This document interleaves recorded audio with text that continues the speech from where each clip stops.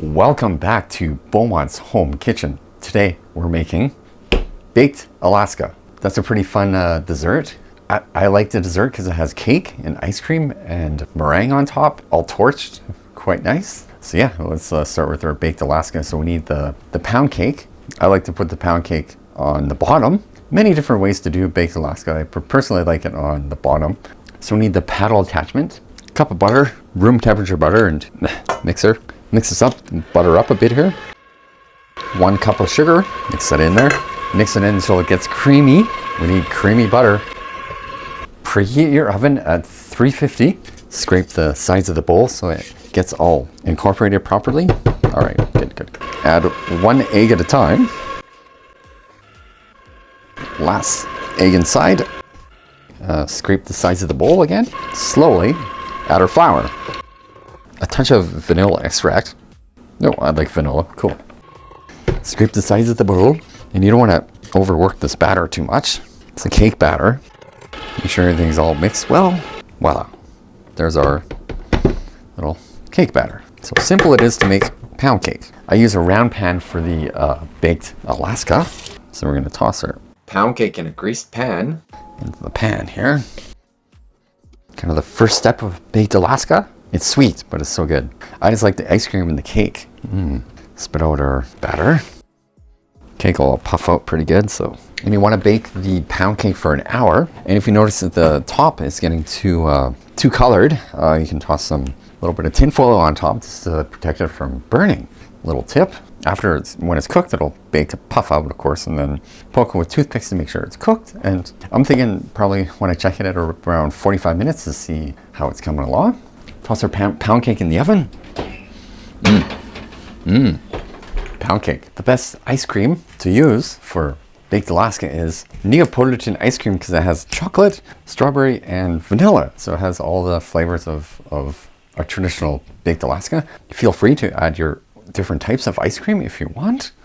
I personally like this because it works. Yeah, I'm just going to leave this out at room temperature for about 10 to 15 minutes and it gets soft, and then we'll show you the next step. So we need a bowl that's roughly the same size as the cake. Okay, we're gonna put the saran wrap bowl like so.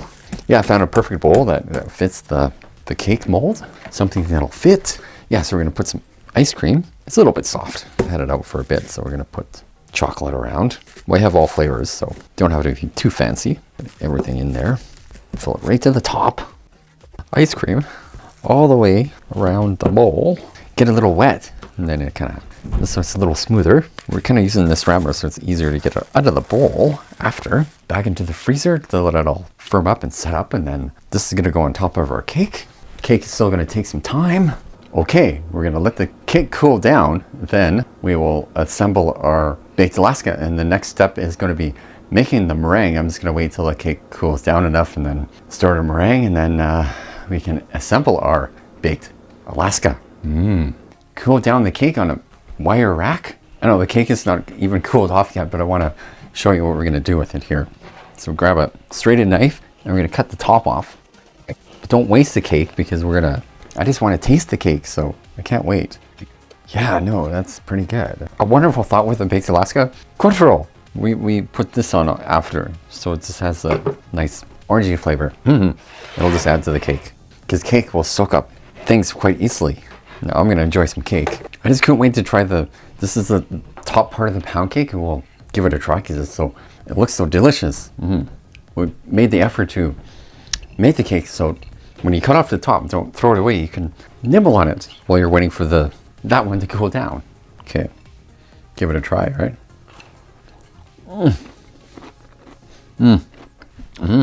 Pound cake. I'm gonna eat this. Bye.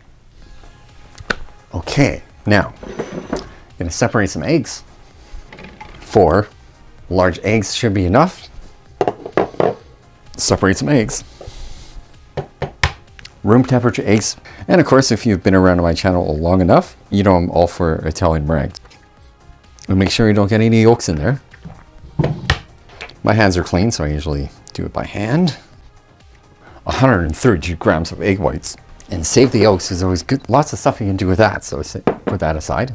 I don't know, the numbers with the meringues should be exact, so close enough. Make sure your mixer is clean. What I like to do to make sure everything's clean, because you don't want any fat near the egg whites or it's just not going to work for you. Lemon, put some lemon in there. Just a little paper towel, kind of swish it all around, and then your bowl should be very, very clean. I also do the same thing with Mr. Whisk. Egg whites into the mixer. Half a teaspoon of cream of tartar. So medium fire roughly. We're going to dissolve some sugar in water. 113 grams of water to 27 grams of sugar. Toss that in there. Now I'll show you a trick here. Quite a good technique, because if you mix the sugar too much, it'll crystallize, so you don't want that. And if you have a candy thermometer, you're looking for 240 degrees. I noticed a little trick with it. You'll notice the bubbles get a certain way, so I'll show you that. That's when the sugar is ready. But usually what I usually do is when the temperature hits about 200, I start the mixer, get the eggs all fluffy, and then sugar will be dissolved. The temperature should be close to 140. And I do like the Italian meringue because it's more glossy. It's just a more stable meringue than your regular meringue. That's why if you know about Boma's Kitchen, we like Italian meringues. And the reason you shake it is so the sugar won't crystallize, because if you stir it, could potentially crystallize, and you don't want that. Just want to keep an eye on it. You don't want it to burn. So the sugar is starting to bubble a little, so that's good. Turn our mixer on. So I'll show you what we're looking for the eggs. If they stand up like that, that's perfect. You don't want to take them too much further than that. There's like a balance there. When you're dealing with egg whites. All right. Yeah, see how it's kind of bubbling like that? You know it's ready. Okay. So what you want to do is slowly add the sugar. The reason you slowly add the sugar, because you don't want hot sugar all over you. That would be bad.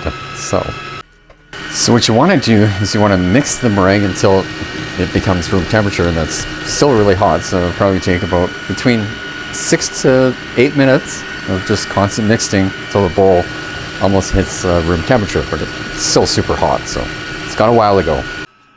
Now would be a good time to add pure vanilla extract. Toss some of that in there. Boom, boom.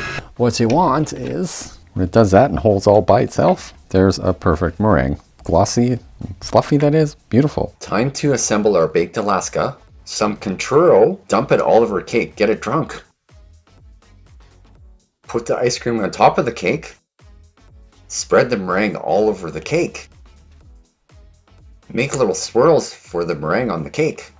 Let the cake set one more time for 15 minutes. In freezer, torch your cake all over. Let it set for another 15 minutes. Whoa, look at that. See? Beaumont's Baked Alaska. Let's give it a try. Before we give our Baked Alaska a try, there's a little bit of lemon zest. Yeah, I gotta get the meringue and the cake and the ice cream. Cheers.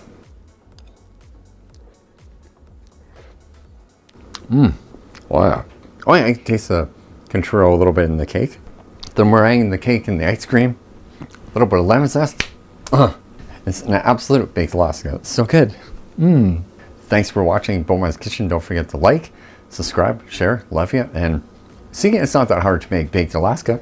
So when you have a chance, make some Baked Alaska. And if you don't have a torch, you can put it under the broiler in the oven, and it'll crisp up the meringue the same way. But you don't want to leave it in there too long, because it'll put the meringue on, set it, put it in freezer for another like half hour or so, then in the oven and broiler quick until it becomes like, you know, toasty on top.